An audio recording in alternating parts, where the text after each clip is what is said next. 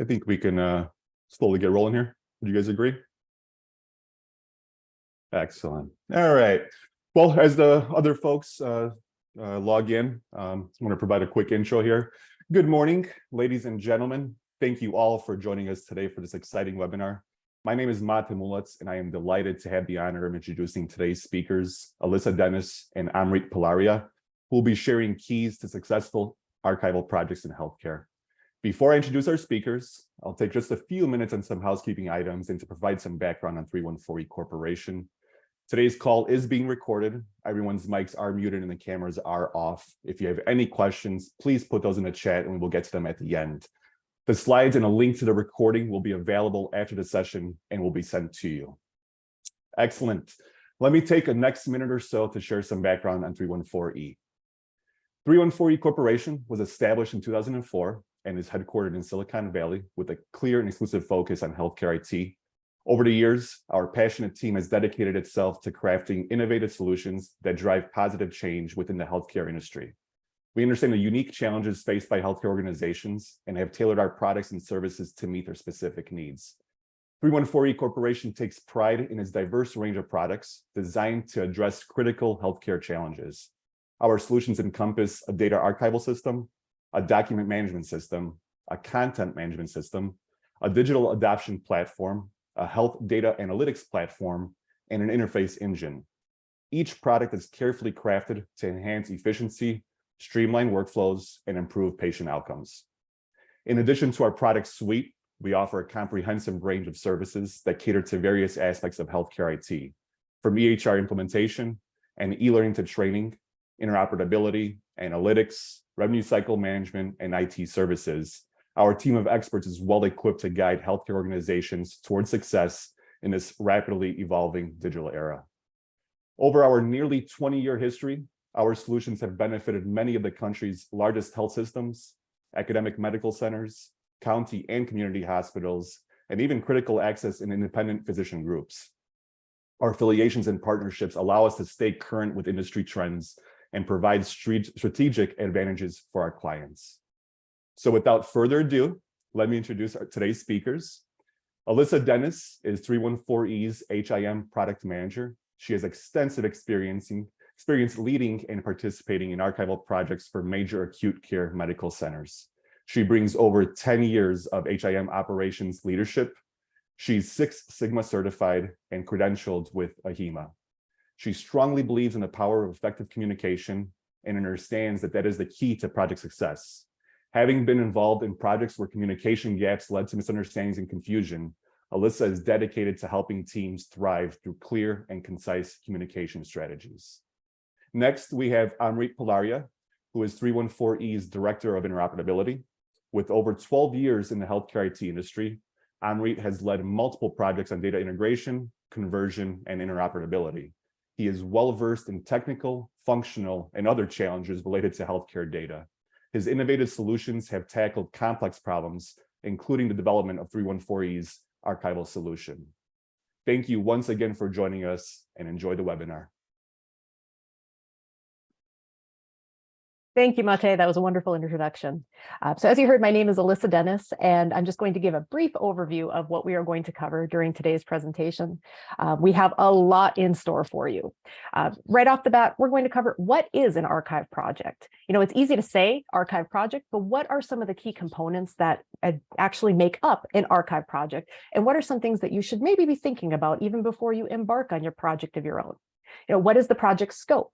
How it's saying you're going to start the project and end the project, but what's everything in between? Who are your key stakeholders? Who are your team members that are going to help you get from that point A across to your finish line? One of the things that I'll say repeatedly is you don't know what you don't know. So those team members are going to be so integral to your success. Your project timeline. Again, it's easy to say we're going to start and we're going to finish, but how long is it going to take you to get to that point? That's where it's really important to map some of that along the way, as well as ahead of time, so you can keep track of where you're at. And then policies and other documentation. You know, you're going to be busy in the midst of your project. So what are some of the items that you can have done in-house before you even start your project? That's where some of that internal documentation is really key. We're also going to be talking about technology considerations and maybe some features that you can even look to see if your archive product supports and determine if it is important for your organization. We're going to talk extensively about data validation and testing because, again, just because the product says that it's done, is it really? There's some ways for you to really find out. How are you going to train your end users? Again, whether it's 10 users or 1,000 users, some of those steps are going to remain the same, and we're going to take you through some of those key considerations. And then finally, how do you know when your project is done? It's easy to say you're done, but what are those pieces that will really empower you to say that you were done and you were successful in what you accomplished? So first and foremost, what is an archive project? At its basics, it is a project that focuses on securely preserving healthcare-related data for an extended duration, meeting your legal, regulatory, research, and internal organization needs.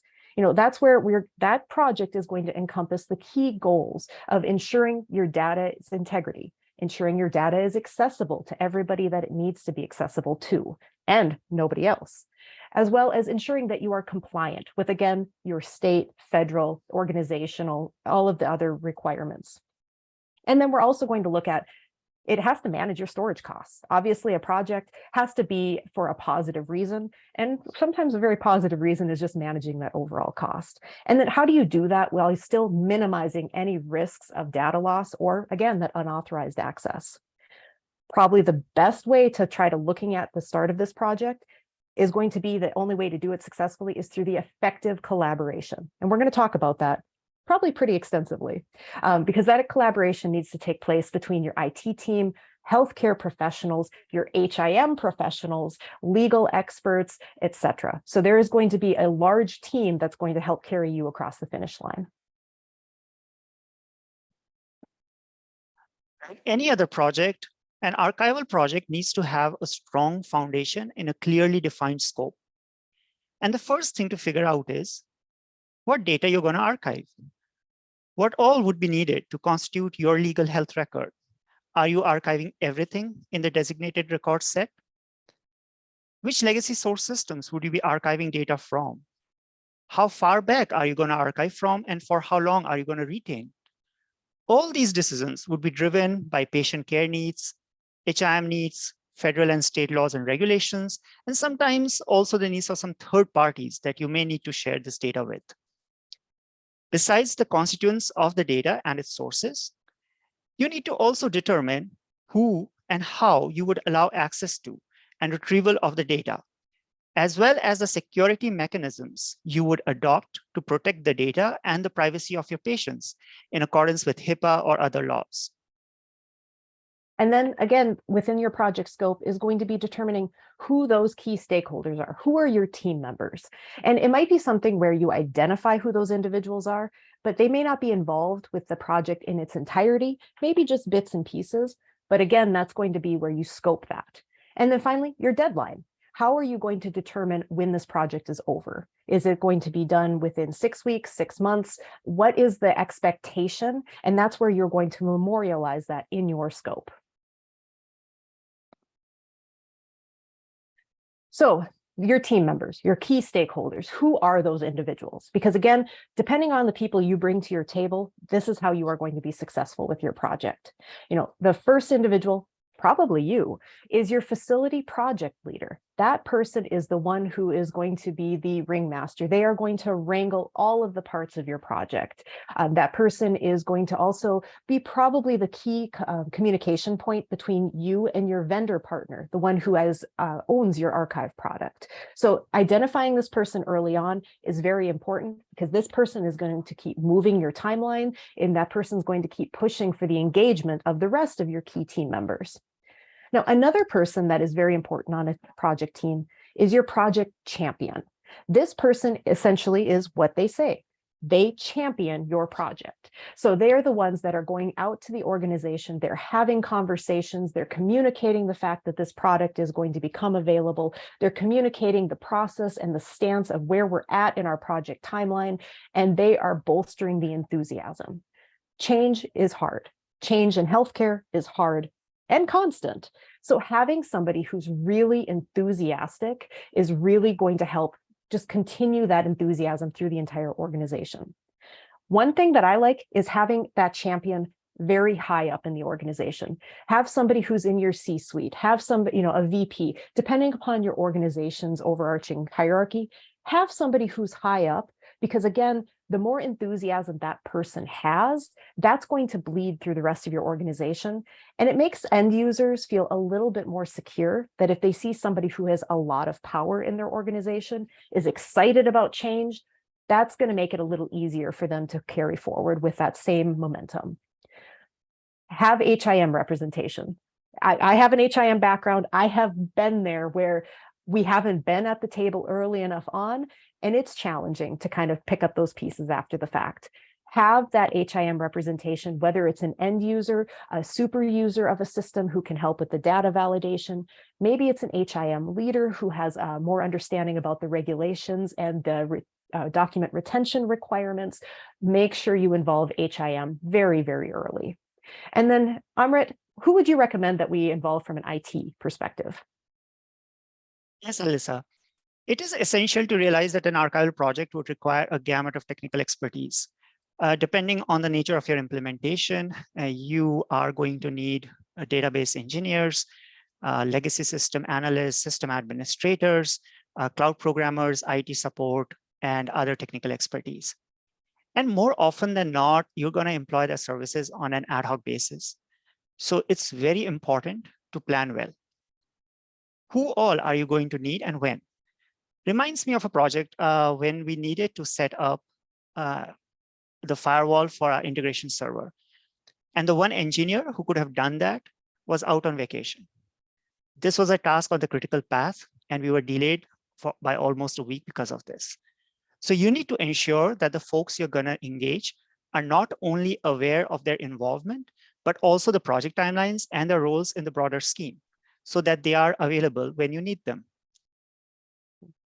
Absolutely. And then another piece is, don't forget your patient care representatives. Those are going to be the individuals that are in accordance with HIM, are going to be heavy end users of your archive product. And it may not just necessarily be just physicians, but also look at maybe nursing clerks or aides if they have some responsibilities within documentation and research, nurses, etc. So make sure you really look at it from that full perspective. And again, as you bring people in as a key stakeholder, you're going to be able to rely on those individuals' expertise and opinions to determine if you have holes in your team that you need to fill. And then another piece that I like to really like to recommend is when it comes to physician representation, there's two sides to that coin.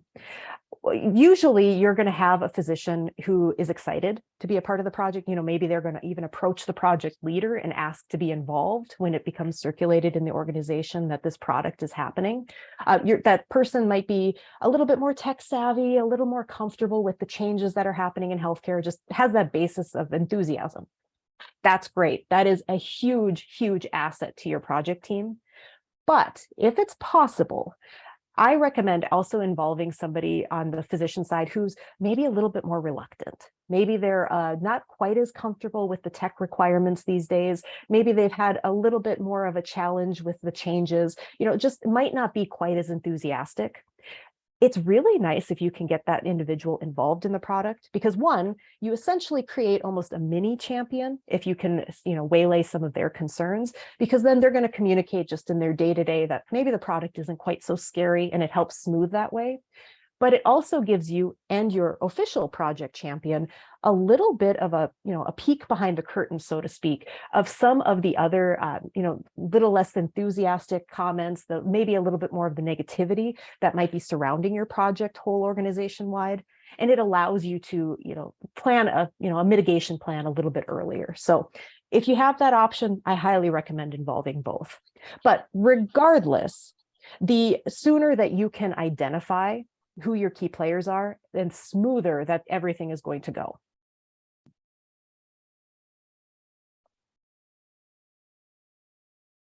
And then identify your key stakeholders' responsibilities clearly and early. So one thing is projects can span months, and there are so many competing priorities. So to truly ensure that your key stakeholders remain engaged in their responsibilities, make sure they know what that responsibility is as soon as possible. It's much easier to maintain your enthusiasm and frankly, just plan better if you know that you have a responsibility coming that's going to take 3 weeks of the 4th month of the project plan. That's better than saying, hey, Tuesday, I need you all day. Well, that gets tough. And it's also just not respectful to your team members because again, they're with you on probably a volunteer or maybe voluntold basis, but regardless, they're here as extra. So it's respectful of them if you can outline their responsibilities early on. And then also another thing that I'm a fan of is at your kickoff go live call, where you're level setting, you're talking about your project scope, memorialize those responsibilities for each key stakeholder. So your team members, 6 months down the line, when you come to them and say, hey, it's time for you to do X, Y, Z of your responsibilities, you both have a document that you can refer back to and say, yep, this is something that we knew was coming, we identified. It gives everybody a little bit more power in that relationship. So what I mean by that is if you approach one of your team members and say, hey, it's ready, you're ready to kick off your stuff, get going. And they look at you and go, I didn't know I was supposed to do that. That never happens, right? When it does, that's where you both can refer back to your document and say, no, we had this conversation, you were aware of it. And as a project leader, it empowers you to hold that individual more accountable to what those responsibilities were. Now, on the flip side, if you are that team member and you are suddenly told about a responsibility you had no idea about, and you're thinking, oh my gosh, I didn't know that was coming, you can refer back to that document and say, no, this was not discussed. And that empowers your team member to either make the decision of, you know what, I'll shift stuff around, I can absolutely take on this additional workload, or it empowers them to push back and say, I'm sorry, I was not made aware of this and I am not able to assist you now. And at that point, the project leader can pivot and determine who else needs to take on that responsibility. So ultimately, memorializing it is very, very important because it is going to continue driving your overall timeline. And then also make sure that you choose some team members to be a part of your project who envision some longevity with your organization. Amrit, do you have an experience where that was not the case? Yeah, so I was involved with this new EHR implementation project where a majority of the existing team members were like 1, 2, or 3 years away from retirement. And since they had worked with the legacy systems for a long time, there was a lack of motivation and perhaps even a reluctance to learn and switch to a new system. Luckily, as soon as the project started running behind schedule, the manager noticed the problem. And instead of waiting for the next couple of years to hire the replacement team, he went ahead and hired the new team members right away.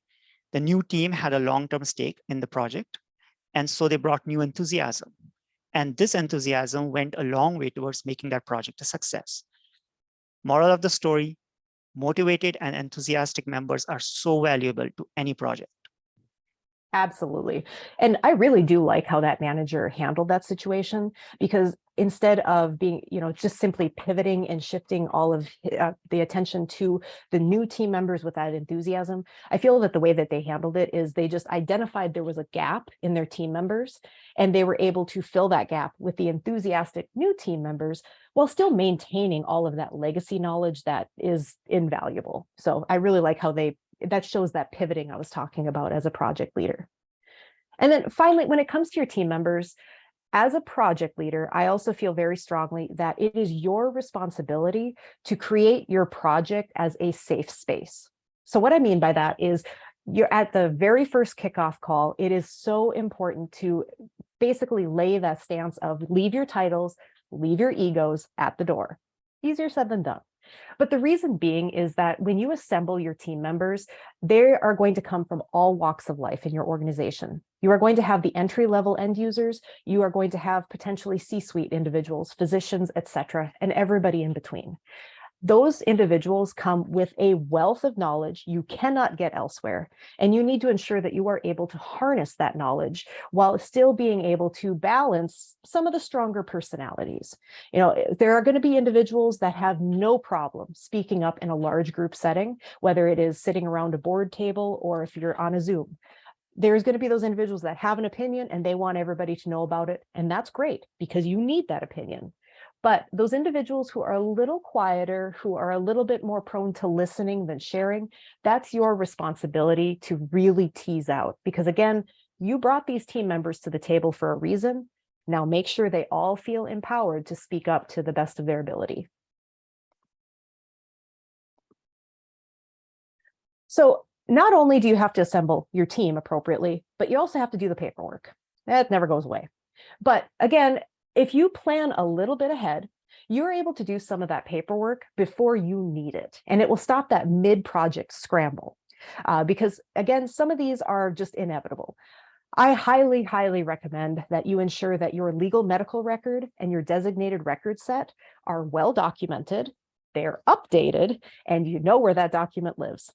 I say that carefully for a reason, because you would be shocked how many organizations that all of that information lives in the head of your HIM leader. So take that time, document all of those pieces, ensure they are up to date and you know where to access it. The reason those pieces are so important is because at the time in your project, you are going to be able to turn over that documentation to your vendor partner, and that will help indicate exactly what documentation you need to ensure is in your archive product. It just is going to smooth the way for you. Another piece is if your archive product does support purging and disposal of records, ensure your documentation in-house is supporting of that. You know, you have your purge policy very carefully outlined of how you handle it, what the expectations are, because again, you're going to be able to refer to that policy, refer your vendor partner to that policy to ensure that the details and the tiny aspects of the purge process in your archive product are built with that policy in mind. So again, it's just going to help to ensure you're not scrambling. Another piece is as your archive product is getting ready to go live, I highly recommend updating your medical record matrices. So these are typically documents that indicate where all of the different components of your legal medical record or designated record set live in your organization. They generally do not all live in the same system. It's always going to be little disparate parts. But again, it's really, really helpful to update that information early on, because again, it's going to smooth the way for any release of information processes that you do have that need to rely on your archive product. And then finally, review your access policies. You know, determine who is going to need access to this archive product. And I'm not just talking at go live. So that's another thing you'll have to be thinking about organization-wide. Is this something where you are going to start big and then slowly taper off with staff attrition, meaning that everybody's going to get access to the archive system because you had access to the legacy source system, but then as new hires come into the organization, they will not get access to your archive product? Or is it something where you're anticipating only pockets of users? You know, this group of clinical users, these HIM users, they would only need access. Again, make those determinations early on because it's going to help your end user training, your go live, as well as for future additions to your organization. And then also, while you're looking at those role-based accesses, if your archive product has any extra security processes, such as like break the glass, if that's something that you do need as well, just to ensure that you have identified those individuals that should be affected by break the glass, and maybe you have the option of identifying other users that simply do not need that functionality. So then project timeline. I mean, right now we have talked about so much stuff and we haven't even talked about the timeline yet. And that can be really overwhelming because essentially, if you think about it, a project timeline, you know for a fact you're going to start, you know for a fact you're going to end. How do you get there? And that becomes an elephant that you have to consume. So I am a big fan of breaking it down. So you're essentially consuming that elephant a bite at a time. The way to do that is through a communication cadence. So not only are you going to set key goals periodically throughout your timeline, but also you're going to set a communication cadence to ensure that everybody involved in this project knows where the project is at every one of those communication check-in points. That is so important to ensure that your team members know that it's getting close to when they're responsible for a piece of the project. So keep that communication alive. Now, one thing, just as an example, I'm a big fan of setting that cadence maybe at a weekly moment. So we pick a time every single week, like clockwork, the team meets. Maybe, you know, referring to what Amrit said about some of the team members, you know, your IT resources, some of the end user training resources, maybe those individuals don't need to be at every one of those weekly meetings. That's okay. because again, we want to be respectful of their time, but you should still be sending out those meeting minutes, those emails, explaining what you touched on during that time frame. And then also identify to those team members, their excusal is only temporary. Trust me, make sure they understand that. But what I'd recommend is when you're looking at your project timeline and you're overlaying your communication cadence, each week, plan 3 to 5 mini goals that is going to progress your timeline to be able to be achieved by the time you meet again. And then when you meet again, look back and reiterate, how did you meet those goals? Were you successful? Do you need to pivot because something wasn't quite achievable? And then go ahead and plan for your next communication check-in. So again, by taking those little steps, you're going to eat your elephant a bite at a time. And yeah, you're going to be really sick of elephant by the time you get to your close date, but it's going to make it a little easier to just manage everything as a whole. And most importantly, I feel it's really good for team morale, because inevitably you're going to reach a point in your project. Usually it's the midpoint where you're at that point of no return. You've come too far to stop, but you don't see enough progress and you think, why did we do this? This was such a bad idea. I think it's a natural part of any project. But when you reach that point, as a team, if you're able to turn around and look back at how far you've come, look at those mini goals that you've achieved, it's easy to see that you are still motivated to go forward. You have momentum, even if it just seems really small right now, and that's going to bolster your team's enthusiasm to reach that finish line. So do not get away from a communication cadence. It is so important to your project. Technology in your archive is going to play a big role in its long-term use and benefit. It can also heavily influence the operating and maintenance costs in the long run. So what are some of the factors you would want to consider? One is, how easy is the system to use by the clinicians or other users in the day-to-day workflow? Is it well integrated with your EHR via the OAuth 2 or smart mechanisms?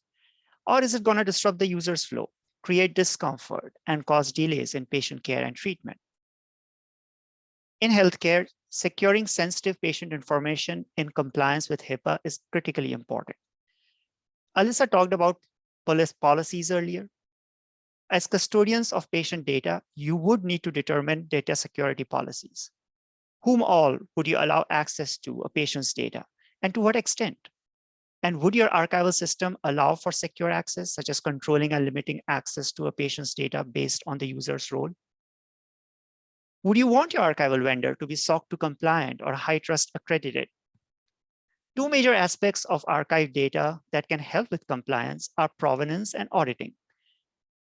Does the archival system record and maintain data provenance? And does it audit user activity?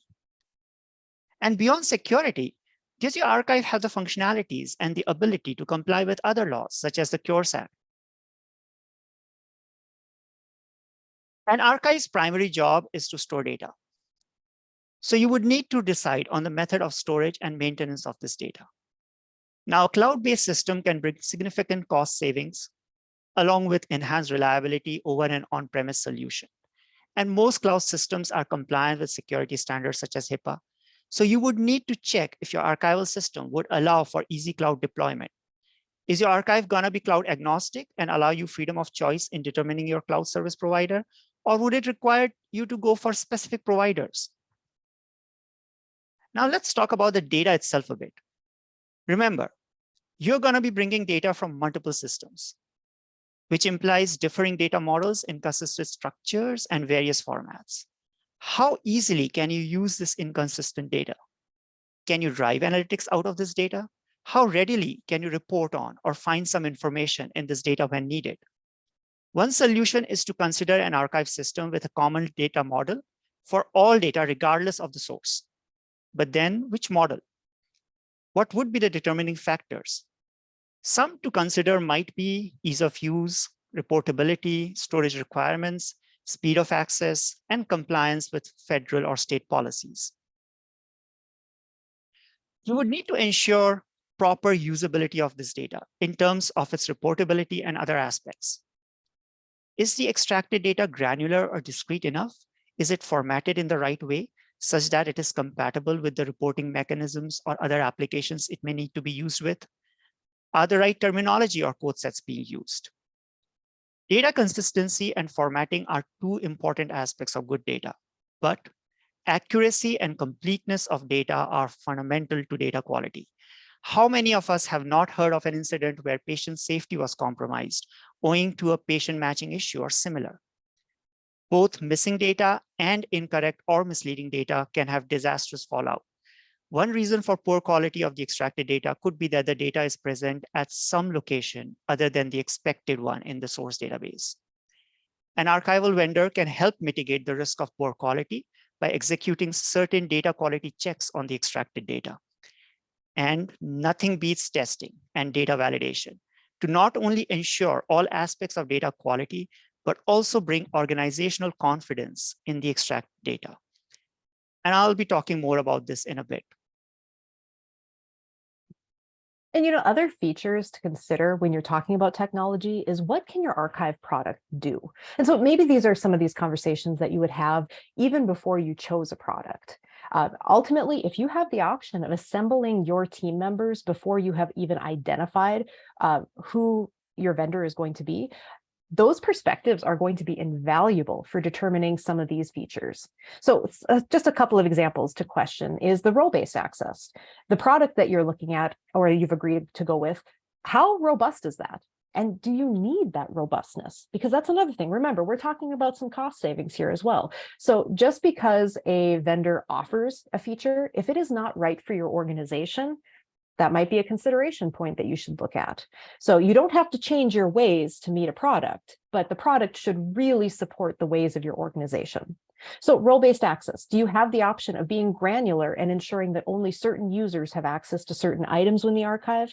Or is it acceptable that anybody that has access to the archive can see anything? That's a good question to ask. And again, that's where the break the glass functionality comes in. Some archive products do have that feature where you can even put an extra layer of security over top of that, ensuring that, even though the users have access to the system, if they want to get access to these certain document types, especially helpful if you have behavioral health, substance use documents, maybe they have to go through yet another checks just so you can maintain and manage that access. Or there's even some other functionality such as document addition or upload. So again, in my HIM background, I have experienced this. I think if you poll a lot of HIM professionals, they probably would agree. But I tell you, it's a law of the universe that as soon as you sunset an application, within a certain amount of time, you are going to have somebody who shows up in your HIM department with a sheaf of papers, a box of papers, a truckload of papers, and says, hey, these documents were supposed to be scanned into that system I don't have access to anymore. What do we do with them now? Well, does your archive product support that addition of those documents? Is that something where you have the option of scanning or uploading directly into the archive where they should have gone in the first place? Or is it an organizational decision to decide to put those documents in your document management system? Or do you have another plan in place? So something to think about. And then finally, release of information. That one is very, very important. And I'm not saying that just from an HIM perspective, but you have worked so hard to put all of your healthcare documentation in a secure, safe, and archival product. But how do you get it back out? And I'm not just talking for the use of some of your other users, the clinicians and the patient care representatives, but I'm talking for the patient themselves, the patient representatives, attorneys, insurance companies, compliance reviews. So definitely be thinking about how robust of a release of information function you need to have. And again, this is where your HIM team is really going to be able to help guide you, because depending upon the information you archive, they could tell you that, oh yes, we have to go into that source system 3, 4, 5, 6 times a week. Maybe that means you need more robust functionality. On the flip side, if they're telling you that, oh no, we never reference that information, maybe you can get away with something that's a little less robust. Again, it's entirely an organizational level decision, but it is something to think about. So earlier I talked about data quality. The most useful way to ensure data quality is to carry out sufficient testing and data validation, which is why proper testing and validation are super critical to the success of an archival product. Testing and validation may need to be completed at numerous times on numerous levels. What I mean by that, for example, is that your vendor should carry out preliminary testing of their own. They should have verified the completeness and the accuracy of the converted data. And even in this process, they are likely going to involve your legacy system experts. But then at least a good representative subset of the converted data needs to be verified and also validated by the right stakeholders on your end. Identify these stakeholders early on, perhaps during the project kickoff itself. Remember, archive data serves multiple purposes. So you need all the right people to be involved, your HIM, your clinicians, your legal team. Identify the objectives of validation and outline these expectations. These could be, has the right data and a sufficient quantity of data been archived? Is the data complete? Is it accurate? Is it easily accessible in the right ways? Does it serve the patient care, legal, and HIM needs? Is it compliant with federal and state laws and regulations? And what about the product itself? Is it easy for the users to handle? Does it blend well with their workflows? Does it provide good performance? Is it security compliant? And remember, validation can be a tedious and complicated process. So seek a vendor who can help you provide a structure to it. Prepare a testing script, schedule testing sessions, document findings, and develop a system to report and then fix the issues. And probably most importantly, know when to stop. It is so easy and honestly comforting to get stuck in testing purgatory, because I tell you, you're always going to find one more bug. It's inevitable. But you need to set some type of a threshold of when that testing is done. Is it going to be a timeline where you just simply allow yourselves 8 weeks, 3 weeks, 2 months, what have you? Set a timeline, and at that point, you're done. The testing is over with. Or are you going to set more of a specific threshold? For instance, if you utilize the scripts and some of the worksheets and the structured process that Amrit had suggested, if you have that from your vendor, are you able to look at maybe when you are only reporting 5% of bugs of what you're checking? Again, have an end date, because if you say you're going to test until it's perfect, that is never, ever going to happen, and you will be testing forever. So you do need to have a stopping point. So once you have stopped your testing and you're thinking, okay, we're ready to go, how do you train your end users? So again, this is something you do need to identify and think about early on when you're doing your project scoping and your ultimate timeline. But you also have to have some idea of what that format is going to look like, because that's going to drive how successful the testing is and also how much timeline you need to provide. Because, for example, if you plan on doing classroom settings and you expect to have somebody attend a in-class, face-to-face, sitting in a room setting for 2 hours to learn your archive product beginning to end, well, how many of those users need that aspect of training? Because that's going to, again, extend your timeline so everybody gets that opportunity. Are you going to be able to simply put a webinar or module type training in your learning system for the organization and allow end users to progress through it at their own pace? Are you going to send out tip sheets and an email communication? Again, depending upon how you decide to do that training, make sure you communicate that to your end users as a whole very, very early on. Because again, if you think back to when we were talking about our team members' responsibilities for the project, every single end user in your organization essentially has a responsibility to the project in the form of completing their training. So again, the sooner that you can notify that end user and subsequently their manager, the easier it is going to be to schedule whatever that training looks like. Now, one thing that I found really handy when it comes to that training is almost a hybrid case where you might pick a formal training method like I had outlined just a moment ago, but I also am a big fan of drop-in sessions or lab type sessions. And what that is you have your trainer, whomever that might be, sitting in an available location, whether it's a physical classroom in your organization, maybe it's a Zoom link, and they're just there hanging out, and they are available for end users who might have a specific question pertaining to their individual workflow. They can go to an expert and get that one-on-one help. That does a lot for gaining a lot of enthusiasm and comfort with the organization. So don't discount that. And speaking of trainers, who's going to be the trainer? Is that something your vendor partner is going to be providing? So that person is going to be training your entire organization? Or is it going to be a train the trainer situation? Again, that's going to change your format. So make sure you identify that early on. And then finally, have a conversation about, will your organization support penalties for non-compliance in the training aspect? And I'm not talking about end users busting out the checkbook, but more so along the lines of, if they do not complete the expectation of training within the time frame, What kind of a penalty? Is it just the case they don't gain access to the system? That might not seem like much, but if access to the archive product is integral to them doing their day-to-day workflow, that's going to hurt them pretty early on, and that's going to ensure you have a bit more compliance with your training. So again, not a requirement by any means, but it's definitely a good thing to have a conversation about to see what the level of support is you could pose. All right, so we have gone through the whole thing. We are finally at the point of the system is ready. So again, identify what that means. What is your goalpost for saying that it's ready? Is it simply a case of you have reached that arbitrary date that you set early on and you've checked all the boxes along the way? That's fine. That's great. I'm glad that everything went smoothly for you. Or is it a case of you have reached X percentage of end user training, X percentage of bug reports? Again, look at what truly completion means to you and your vendor partner. Good conversation to have early on when you're scoping and setting up that initial timeline. Another thing is when you're setting up that timeline, what kind of contingency plan can you build in to ensure that you meet your project acceptance and closure goal?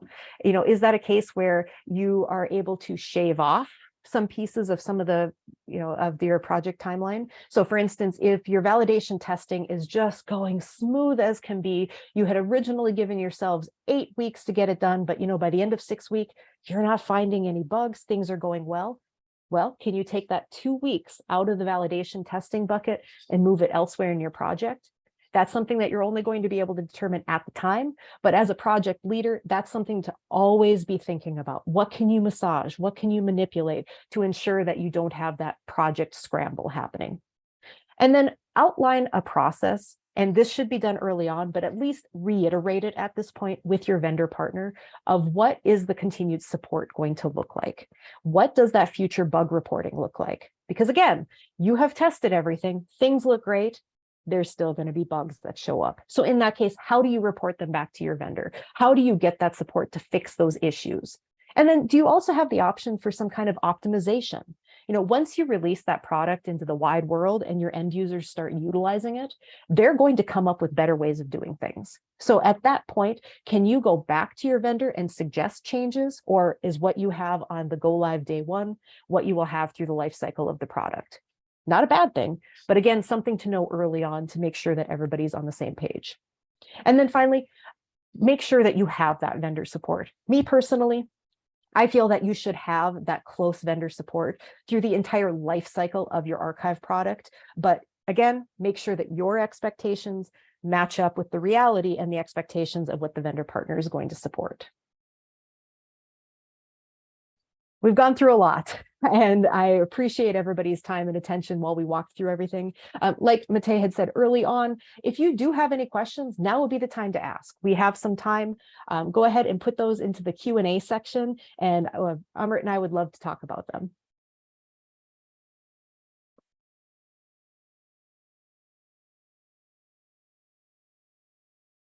I know everybody's furiously typing right now, so we'll be patient.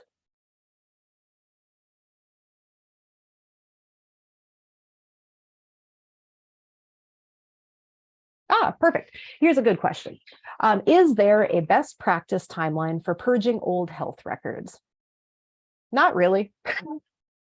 That's probably not the answer you were hoping for, in all honesty.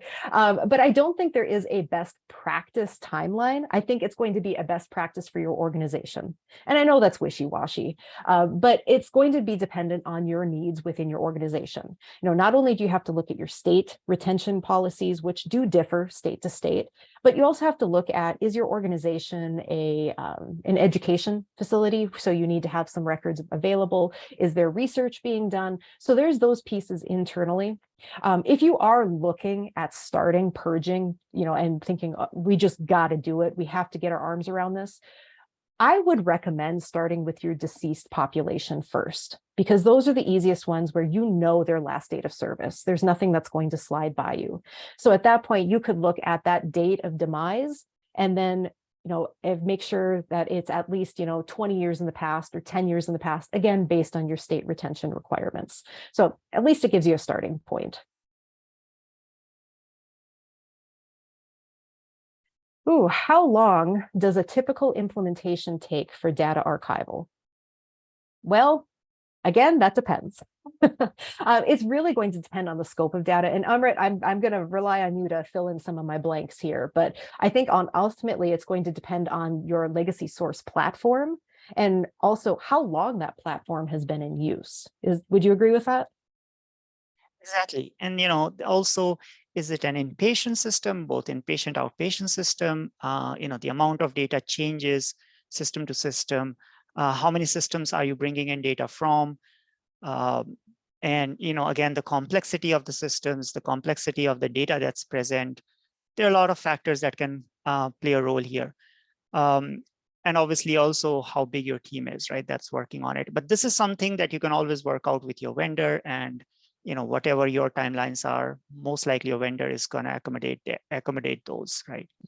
So yeah, well, exactly. And I think it's important to have a conversation about your expectations, because again, remember, you don't know what you don't know. So if you go into the project with the expectation of, we'll be done in 24 weeks, have that conversation with your vendor really soon, because the vendor might say, no, it's not 24 weeks. It's got to be 42 weeks.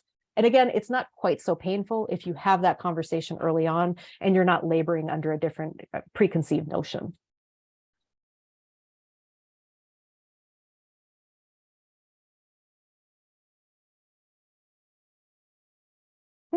What is the recommended time frame for long-term health record storage? Well, again, that one, it really depends on your location. A good basic rule I've seen most common is 10 years past the last date of service.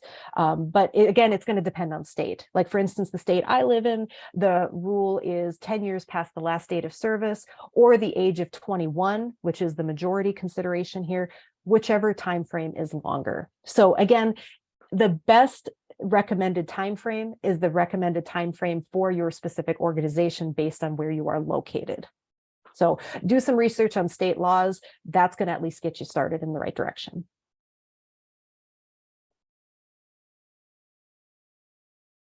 Ooh. All right, Amrit, this one's for you. Is there a best practice for data migration? Is it a hard cutover or, limited records, eating the elephant a bite at a time?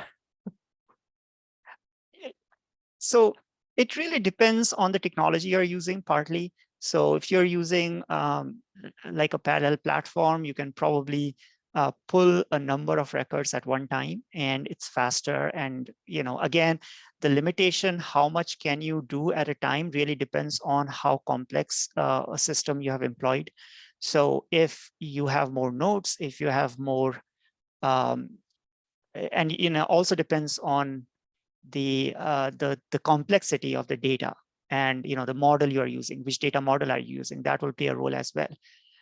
So again, I mean, there's no real one answer to this. It really depends on your implementation, on your technology, on your data model, and then of course, on again, how many nodes have you employed and so on. So how much resources do you have? That also plays a role here. Do you have a personal preference? Like, if you could control like, what would be your preference, to do a little bit at a time or all at once? So a little bit at a time, because there's always, if something fails, right, then you do have, it's easy to track an issue if you're doing it in small pieces than if you're taking the full big bite. So you never know where the problem happened. It's easier to track an issue if it's in smaller pieces. Yeah. No, that makes good sense. That makes good sense.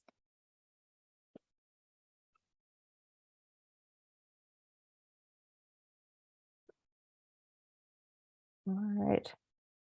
Any questions? All right. Well, like Matej said early on, this presentation has been recorded and it is going to be sent to every attendee after the fact. So if, be on the lookout for that email. And if you do have any questions that you didn't think of until after the fact, or you think about even a couple of days from now, feel free to respond to that email with your question. And then Amrit and I can certainly go ahead and answer you offline. So no worries there. And I think I saw one more. Oh, yep. One more question, and then I think we'll wrap. Wouldn't the archival vendor handle all of the staff training? It depends. honestly. Again, I think that's a good conversation, really circling back to what I said about expectations early on. If that is your expectation as the vendor's client, that vendor should be doing all of the training, talk about that early on, work that into part of the project scope, make it happen. Otherwise, there might be a case where the vendor would again train your trainers to then empower your trainers at your organization to be able to train new users down the line. Because again, remember, the vendor may only be available for the training at the actual go live. So what do you do with any of the new hires that come into your organization who need access? Is that where you refer them back to the vendor, or is that where the new hires manager would take over the training, or your own training department? Again, really no right or wrong answer, but it's just a list of questions to make sure that you pin down early on. So again, there's no surprises at the end.